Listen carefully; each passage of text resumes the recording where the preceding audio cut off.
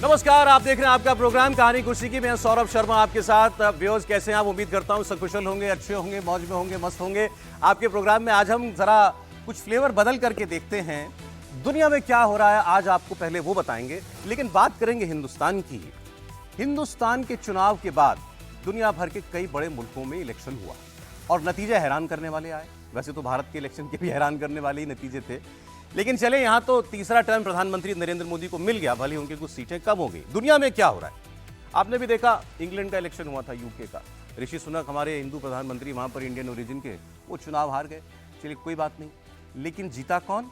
वहां पर labour party. जरा इसको इस तरीके से आप देखिएगा कि हम बात आज जो करेंगे, एक राइट विंग पॉलिटिक्स, एक left wing politics, centrist politics, इस तरीके से इसको आप देखिएगा। तो हमारे यहाँ भारत में हम दक्षिणपंथी राइट विंग बीजेपी को कहते हैं। सेंट्रिस्ट पार्टी अब तक हम मानते थे कांग्रेस पार्टी को, लेकिन अब वो धीरे धीरे लेफ्ट में चली जा रही है, और लेफ्ट में मतलब कम्युनिस्ट पार्टियां, सोशलिस्ट पार्टियां। ऐसे ही इंग्लैंड में हुआ। वहां माना जाता है कंजर्वेटिव पार्टी, ऋषि सुनक की पार्टी जो है वो थोड़ी हार्ड लाइनर पार्टी है। आपको याद होगा ऋषि सुनक का एक बड़ा बयान जो है वो पिछले दिनों बड़ा चर्चा में आया था कि हमारे जहाज तैयार है, हम भेज देंगे सबको, इलीगल इमिग्रेंट्स जितने हैं ये जो दाखिल हुए हैं हमारे यहाँ पर, शरणार्थी, वो सबको वापस भेजेंगे हम। बड़ा बवाल हुआ उस पर, और लगा कि शायद ये उनका इलेक्शन जीतने का एक प्लान था, लेकिन वो नहीं चला, वो चुनाव हार गए। चले, अब हुआ फ्रांस का इलेक्शन, आज ही नतीजे आए हैं। फ्रांस के इलेक्शन में क्या हुआ?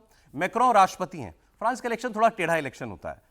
मैं कहानी आपको सुनाता रहूंगा, लेकिन हर्षवर्धन त्रिपाठी जी, विजय त्रिवेदी जी, समीर जगौंकर साहब से आपको मैं एक बार फिर मेरे बहुत धन्यवाद आप लोगों का। मेरी कहानी में कहीं कोई कमी हो तो आप लोग दुरुस्त कर दीजिएगा। फ्रांस में राष्ट्रपति का चुनाव सीधा होता है, जिसमें इमैनुअल मैक्रों जीते हैं, 2 टर्म वो जीत चुके हैं। वहां पार्लियामेंट का इलेक्शन होता है, जिसमें प्राइम मिनिस्टर चुना जाता है। अब अमेरिका की तरह राष्ट्रपति सीधे देश का नेता होता है, लेकिन पार्लियामेंट में अगर आपके पास मेजॉरिटी नहीं है तो पार्लियामेंट में आप राष्ट्रपति तो बने रहेंगे, लेकिन पार्लियामेंट में विरोधी भी आपके ऊपर हो सकता है। यानी विरोधी पार्लियामेंट चलाएगा, आप देश की सरकार चलाइए। यानी आपको कानून पास करने के लिए अपने विरोधी से हाथ मिला करके चलना पड़ेगा। तो ये समस्या वहां पर अब इमैनुअल मैक्रों के सामने खड़ी हो गई है, क्योंकि जो माना जा रहा था कि वहां की दक्षिणपंथी पार्टियां, मतलब फ्रांस की बीजेपी टाइप पार्टियां जीत जाएंगी चुनाव, ऐसा वहां लोगों को लग रहा था, हो गया उल्टा। वो नंबर चलेंगे नंबर 3 पर। नंबर 2 पर आए मैक्रों, जो वहां के बीच वाली, मध्यम धार वाली पॉलिटिक्स मानी जाती है, हमारी कांग्रेस पार्टी जैसी सेंट्रिस्ट पार्टी। तो वो जो है वो आए नंबर 2 पर। और नंबर 1 पर, जैसे हमारे यहाँ अभी इंडिया गठबंधन बना ना भारत में, ऐसे ही वहां पर सोशलिस्ट कम्युनिस्ट पार्टियों का एक गठबंधन बना, वो सबसे ज्यादा सीटें लेकर के आया वहां के पार्लियामेंट के अंदर। अब ये मैंने आपको यूके का बात हाल बताया, यूके में लिबरल पार्टी, फ्रांस में ऐसे ही so called liberal communist centrist पार्टियां वो जीत गई चुनाव। ईरान में देखिए, ईरान में तो बहुत ही गजब हुआ है। ईरान के अंदर जीते हैं साहब मसूद पज़ेश्कियां, ये, और ये अपने एक बयान की वजह से, अपने एक स्टैंड की वजह से बहुत ज्यादा चर्चित थे कि बुर्का बहुत जरूरी नहीं है, हम महिलाओं को आजादी देते हैं, जिनको बुर्का पहनना है पहने, जिनको नहीं पहनना ना पहने। तो ये भी ईरान के स्टैंडर्ड्स के हिसाब से एक लिबरल सोच वाले नेता है, तो ये भी वहां पर आ गए हैं। तो क्या दुनिया भर में हार्डलाइनर पॉलिटिक्स अब हट रही है, खत्म हो रही है? मतलब जिसको आप कह सकते हैं बीजेपी वाली पॉलिटिक्स या ट्रंप वाली पॉलिटिक्स अमेरिका में, इस टाइप के पार्टियों की और इस वाली सोच को अब दुनिया नकार रही है क्या? अच्छा, ये चर्चा हमने, क्योंकि मैं आपको एक भारत की एक नेता का, हमारी एक सांसद का एक सोशल मीडिया एक्सपर्ट पोस्ट दिखाता हूं। प्रियंका चतुर्वेदी ने ये पोस्ट किया आज जब फ्रांस के नतीजे आए ना। उन्होंने लिखा, and the far right crushed and crashed out in France, the world is healing.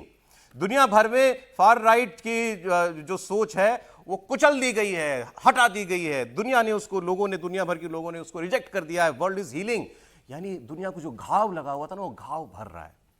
मतलब जो नेशनलिस्ट और हार्डलाइन पॉलिटिक्स जो होती है, दक्षिणपंथी पॉलिटिक्स जो होती है, उसको वो कह रही है कि ये तो घाव था दुनिया के सीने पर, और ये घाव अब धीरे धीरे भर रहा है। तो भारत का घाव, भारत में भी कोई घाव था क्या? अगर इसी स्टैंडर्ड से देखें उन्हीं की बात को, तो भारत में भी कोई घाव था मोदी के होने से?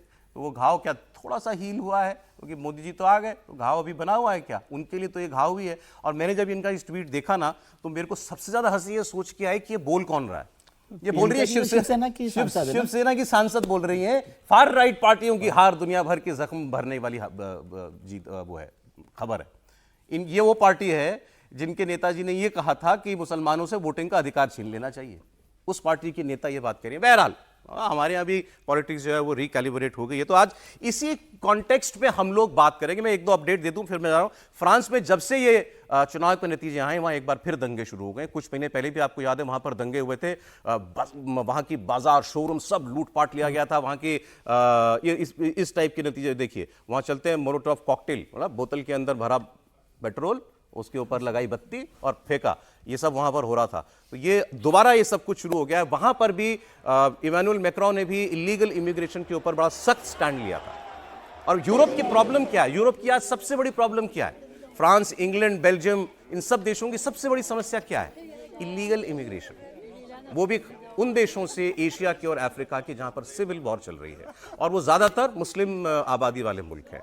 वहां से लोग बचने के लिए इन देशों में बसने के लिए जाते हैं। फिर कोई बोट के जरिए जाता है, समंदर पार करके जाता है, जिनकी कोई जहां कहीं कोई थोड़ा बहुत लैंड बॉर्डर मिलता है वो लैंड बॉर्डर क्रॉस करके जाता है। और पूरा यूरोप इससे परेशान है। पूरे यूरोप के अंदर बहुत सारे देशों ने तो बड़े सख्त कानून बना दिए हैं और जबरदस्ती लोगों को वापस इनके देश भेजा जा रहा है। और जो लोग आ गए हैं वो जब ऐसे देश जब कड़ा कानून बनाते हैं तो फिर वहां पर दंगे होते हैं, जैसा कि फ्रांस के अंदर हुआ था, बेल्जियम में भी हो चुका है। आइए इसी भी मुद्दे पर हम बात करेंगे। वैसे कौन सा घाव है देश को, दुनिया को, और हमारे देश को भी कोई घाव है क्या, जो प्रियंका जी कह रही हैं सांसद हमारी की भर रहा है अब धीरे धीरे? देखिए, हमारे देश का तो सबसे बड़ा घाव है पाकिस्तान, जो चला तो गया लेकिन ढेर सारे लोग आज भी पाकिस्तान बने भारत में बैठे हैं, वो घाव है। अब वो कैसे खत्म होगा इसका कोई रास्ता भी आज तक 75 वर्ष होने जा रहे हैं हमें नहीं मिला है। प्रियंका चतुर्वेदी की अगर उस पोस्ट का हिंदी अनुवाद करें तो बाला साहब ठाकरे का घाव उद्धव ठाकरे भर रहे हैं। अगर हम उनकी पोस्ट का हिंदी अनुवाद करें तो बाला साहब ठाकरे के दिए घाव का उद्धव ठाकरे वो भर रहे हैं उसको। लेकिन इस पूरे संदर्भ को जरा हम अगर देखें ध्यान से तो इसको एक तो ये कि हमें जरा लिबरल, कंजर्वेटिव और क्या क्या कहते हैं उन सब नाम, दक्षिण पंथी सब नहीं करना चाहिए। ठीक है, ये क्लैशेज ऑफ सिविलाइजेशन है।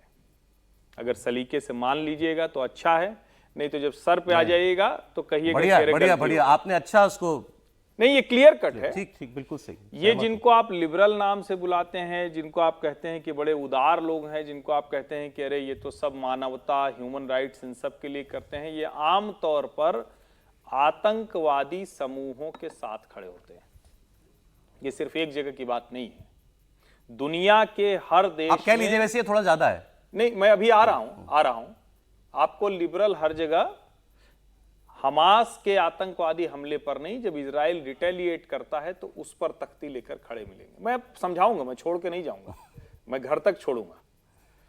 आप पाकिस्तान जो दुनिया का सबसे आतंकवादी मुल्क है उसको लेकर अमेरिका, यूरोप और तो और बैंकॉक में बाकायदा एक वो क्या था, कराची क्लब करके कुछ था जिसकी कॉन्फ्रेंस हुआ करती थी, इधर बंद हो गई। मोदी जी मजबूत हो गए तो कुछ कुछ बंद भी हुआ है, लंदन वाला क्लब भी बंद हुआ।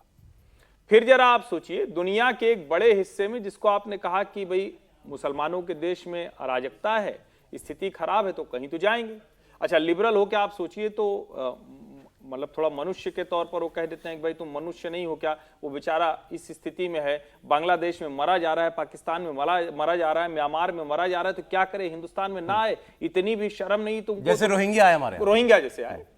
अब जरा सोचिए, दुनिया के लगभग 40% हिस्से को ये डिस्टर्ब करके रखे और वहां से जो बचे हुए 60% में है वहां जाते रहे, जहां संपन्नता है, जहां लोग अच्छे से रहते थे, जहां सिविलाइज्ड वे ऑफ लिविंग थी, यानी सभ्य तरीके से जनता रहती थी।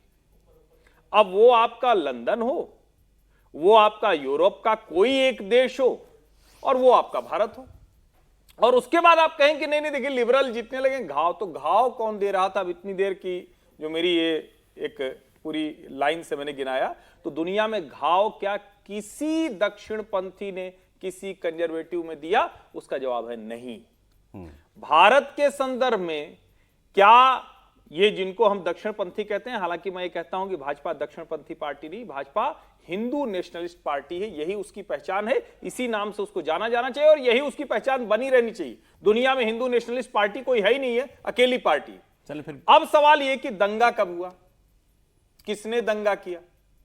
क्या दंगे में अगर हम कहें तो आज भारत में जितने घाव हुए हैं दंगों के, उनकी एक सूची निकाली जाए, उनका एक आयोग बनाया जाए। मैं तो नरेंद्र मोदी से कहूंगा कि इस पे एक व्हाइट पेपर संसद में रख दें, और उस व्हाइट पेपर के रखते वक्त आप देखिएगा सो कॉल्ड लिबरल पार्टियां वो किस तरह से उससे भाग खड़ी होंगी। ठीक है, घाव आप देंगे, दंगा आप करेंगे, जहां आपका बहुमत हो जाएगा वहां सभ्य समाज रहने नहीं पाएगा। फिर जो लोग सभ्य हैं, संपन्न हैं, समृद्ध हैं, वहां आप जाएंगे और उसके बाद कहेंगे अरे हम जीत गए। यही तो दुनिया को बदलने का खेल है। अच्छा ठीक है, समझिए ना इसको। लेकिन अगर ये कोई दुनिया में ट्रेंड है, हम लोग ये बाहर बात करें तो आपने कहा ना कि 10 साल हुआ, ये 10 साल ये सो कॉल्ड राइट विंग पार्टियां चली दुनिया भर में, भारत में भी 10 साल हो गए। लेकिन अगर ये दुनिया का ट्रेंड है तो नरेंद्र मोदी ने जैसे कहते हैं ना बक द ट्रेंड, आप उस ट्रेंड के विपरीत जाकर के आप जीत करके आए, तो ये हमारे भारत के परिप्रेक्ष्य में ये बात भी होनी चाहिए। लेकिन कौन घाव दे रहा है सर, और क्लैश ऑफ सिविलाइजेशंस आप मानते हैं ये सही है? मैं किसी हद तक इस बात से सहमत हूँ, क्लैश ऑफ सिविलाइजेशन है जिसमें बात हो रही है। लेकिन लिबरल को यदि आतंकवादी आप मानेंगे तो ये एक्सट्रीमिज्म है, समझे। और ये समझने की ज़रूरत है कि दुनिया में अभी 10 साल आपने पीछे देखो तो सारे ही देशों में, अमेरिका हो, फ्रांस हो, और जगह पर भी, इंग्लैंड हो, ब्रिटेन जो हो, वहाँ पर ज़्यादातर जगह राइट विंग पार्टीज थी, है ना। पूरे 10 साल में राइट विंग का मतलब क्या है? जो बाइडेन लिबरल, अच्छा लिबरल तो वो तो राष्ट्रपति हैं अभी। नहीं, ट्रम्प साहब थे, मजाक थे मत ना? कीजिए, लेकिन मजाक मत कीजिए, अभी पिछला तो अभी वही सीरियस है। बात कह रहा हूँ। तो उसमें क्या हुआ कि ये समझने की जरूरत है कि जो भी राइट विंग हम जिसको समझते हैं उसको 10 साल दुनिया ने एक्सेप्ट किया। मैं उसको वैसे नहीं कह रहा, दबाव नहीं है, एक्सेप्ट किया और जिताया। लेकिन उसकी लाइफ इतनी कम क्यों है, उसकी शेल्फ लाइफ इतनी कम क्यों है, ये सवाल महत्वपूर्ण है। ओके, ये महत्वपूर्ण सवाल है कि आप राइट विंग में रहे तो 10 साल बाद, हिंदुस्तान की बात नहीं, हिंदुस्तान में तो मोदी जी जीत ही गए हैं, ठीक है, और दुनिया भर में, तो इसका मतलब है कि राइट विंग को सेंट्रिस्ट होने के लिए या रीथिंक के लिए जरूरत है। उसका बहुत विरोध नहीं है, लेकिन फिर भी उसकी एक्सेप्टेंस या शेल्फ लाइफ इतनी कम क्यों है, ये महत्वपूर्ण है। ईरान को लीजिए, मैं तेहरान में था 10-12 साल पहले, तो तेहरान इतना खूबसूरत शहर है दुनिया के, और ईरान भी बहुत, लेकिन जिस तरह से वहाँ पर महिलाओं को लेकर एक पूरा माहौल था, मैं बहुत हैरान था। बहुत उस शहर में मैं काफ़ी दिन रहा, 5-7-10 दिन, बहुत महिलाओं से मेरी बात हुई। 1940-50 में जो तेहरान हुआ करता था उससे बिल्कुल बदल गया, उलट हो गया। किस वजह से हुआ? क्योंकि वहाँ पर so called right wing thinkers या जो रूलर्स थे वो वहाँ पर आए। और दुनिया भर में क्या हो रहा है कि राइट विंग का मतलब, जैसे इस्लामिस्ट को राइट विंग के साथ नहीं मिलाना चाहिए मेरे ख्याल में। इस्लामिस्ट नहीं, सब की बात कीजिए। राइट विंग का मतलब होता है कंजर्वेटिव होना, जी बात पूरी कर लें तब मैं करता हूं, कंजर्वेटिव क्योंकि होना, गंभीरता से मोदी बात तौर पर करूंगा। रूढ़िवादी होना।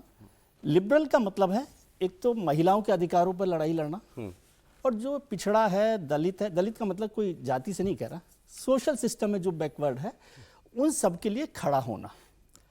यही सबसे बड़ा परेशानी का सबब होता है, क्योंकि जो पावरफुल लोग हैं उनके खिलाफ यदि कोई बैकवर्ड के लिए, दलित के लिए, महिलाओं के लिए, सबसे बड़ी लड़ाई पूरी दुनिया में महिलाओं के लिए है, हिंदुस्तान में भी हो रही है। इसलिए मैंने कहा कि ईरान का मैंने जिक्र किया, मुझे अच्छा लगा कि वहाँ पर मसूद साहब ने सबसे पहले कहा कि हम बुर्का विरोधी। ये हिंदुस्तान के लिए भी मैसेज है, जो हिंदुस्तान के बहुत सारे हमारे मुस्लिम लीडर्स हैं वो इस लड़ाई को लड़ रहे हैं कि बुर्का होना चाहिए, ये धर्म की उल्टा है हमारे यहाँ। हाँ, उल्टा है, हो रहा है ना।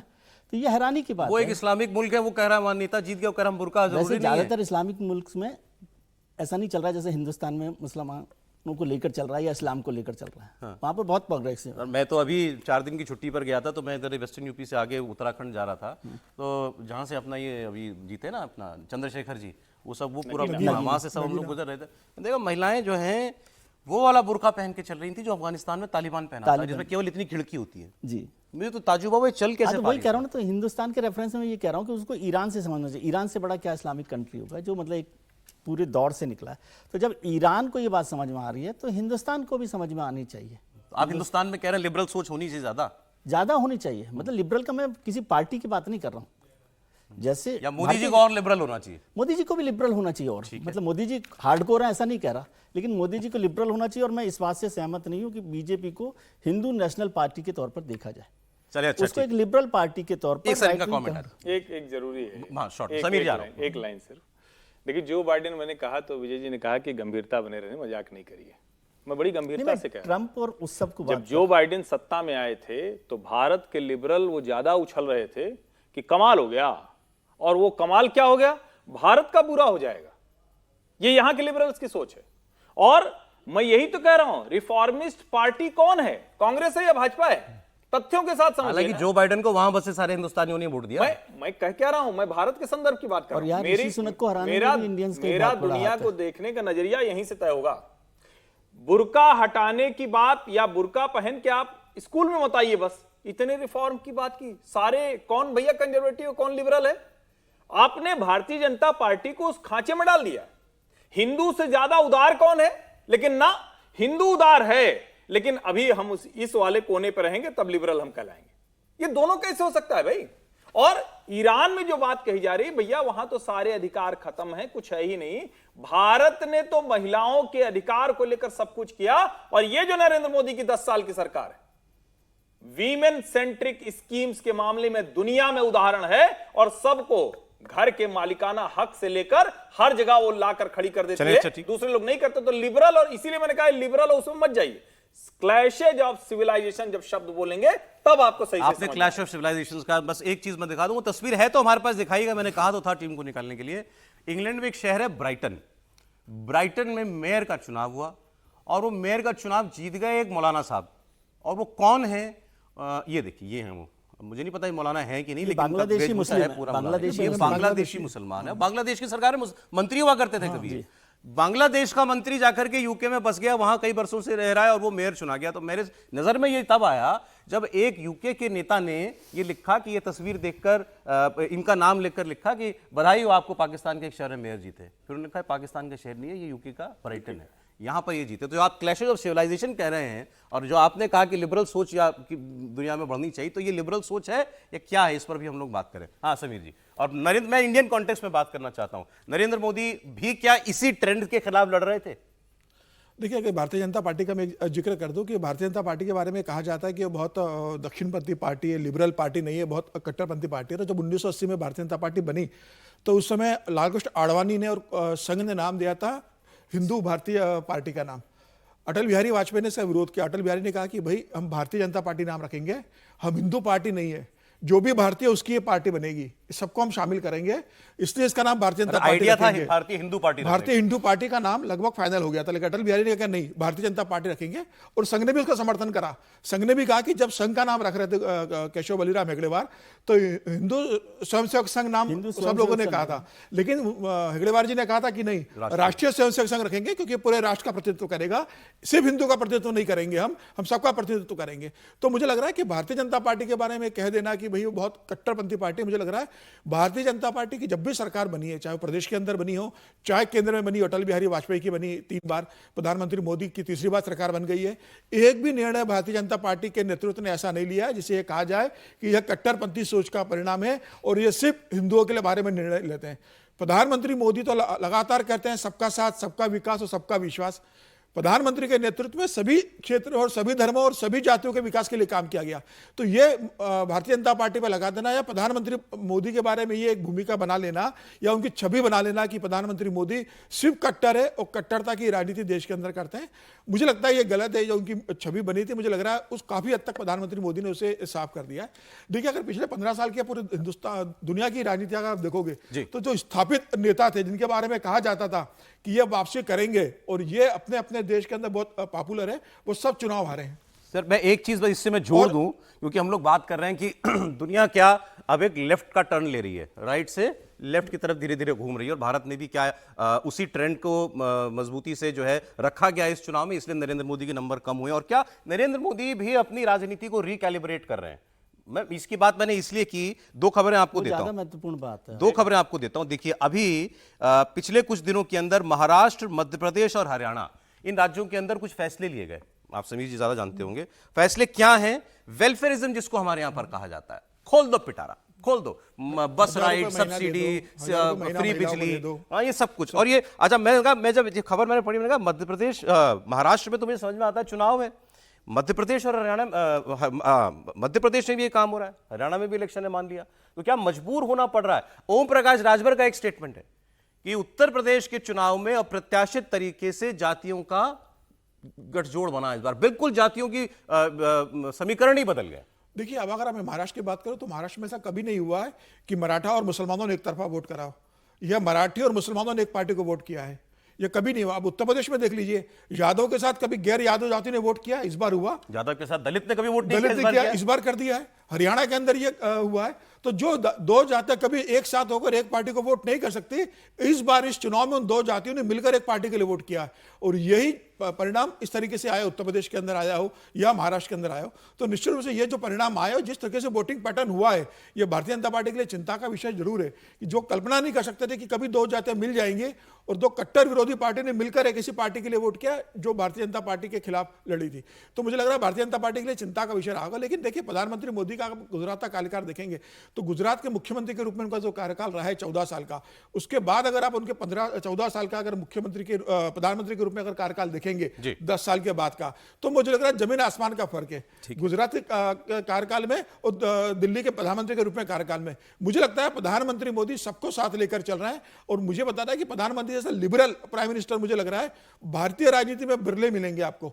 उनके जो निर्णय हुए हैं, भले उनके ठीक है चुनाव प्रचार के समय वो भाषण देते होंगे, उस समय पार्टी के स्टार प्रचारक होते हैं तो कहने का तरीका एक होता है, लेकिन प्रधानमंत्री के रूप में प्रधानमंत्री मोदी के जो निर्णय रहे हैं वो सबका साथ, सबका विकास और सबका विश्वास वाला रहा है। मुझे लग रहा है प्रधानमंत्री एकदम लिबरल प्राइम मिनिस्टर है। उन्हें कट्टरपंथी कह देना या उन्हें कह देना कि वो दक्षिणपंथी के झुके, मुझे लग रहा है वो अब लागू नहीं होता उनके ऊपर। देखिए, राजभर साहब क्या कह रहे हैं हर्षवर्धन जी, वो कह रहे हैं कि इस चुनाव में जो हमने देखा, जो पहले नहीं होता था, कि हर कास्ट ग्रुप ने, हर जाति ने अपने उम्मीदवार को वोट किया। अब नेताओं में, इंडिविजुअल बड़े नेताओं में या पार्टियों में वो इस बार चुनाव में ताकत नहीं दिखाई दी कि वोट स्विंग करा लें या अपने उस समूह का वोट दिला लें। ये प्रियंका जी का उत्तर प्रदेश संस्करण आ गया। अच्छा, वो कह रही थी बाला साहब वाला घाव उद्धव जी भरने, मतलब ऐसा वो कह रही हैं, उनके उससे वही है। अब ये कह रहे हैं कि जाति वाले, अरे भैया जाति पे तुम्हारी पार्टी बनी है, बोलते तो थोड़ा सोचना चाहिए नेताओं को। ओम प्रकाश राजभर की पहचान क्या है? वो कहते हैं हम राजभर की पार्टी हैं, हमको वोट दो, इसके अलावा कोई पहचान नहीं। और राजभर जब दूसरी जातियों के खिलाफ विश्व अमन करते हैं, देखिए अपनी जाति के बारे में, अपनी जाति का सम्मान, गौरव, जो कुछ आपका लिगेसी है, हिस्ट्री है, उसको खूब करिए।